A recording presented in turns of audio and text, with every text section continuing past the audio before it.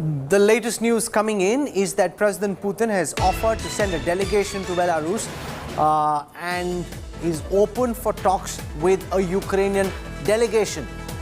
Joining us for more details on this is India Today's Foreign Affairs editor Geeta Mon. She's tracking this global escalation very, very closely.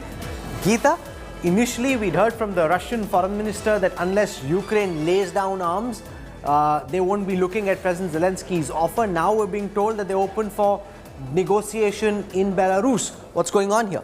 Well, the tone and tenor was set, Rahul, when President of Ukraine, Zelensky, in a speech, in a very toned-down manner, really spoke of how the NATO has not come to Ukraine's rescue. They are absolutely disappointed and hurt. Sanctions after sanctions, Russia goes ahead.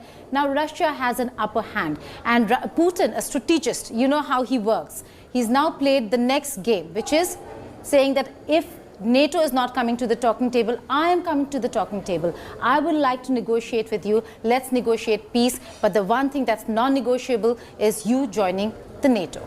So is that all he wants, or does he have a bigger design? What's the MEA reading of the state of play at this moment? You're speaking to several senior officials in our External Affairs Ministry. What are you picking up from them? Well, the Ministry of External Affairs, one top priority being safety of Indian students, which we have been covering very, very closely. But the fact of the matter over here is that India is monitoring the situation, but it has a history and they know what is happening. It is the West versus Russia, and that's what Prime Minister Narendra Modi said in his conversation with Vladimir Putin.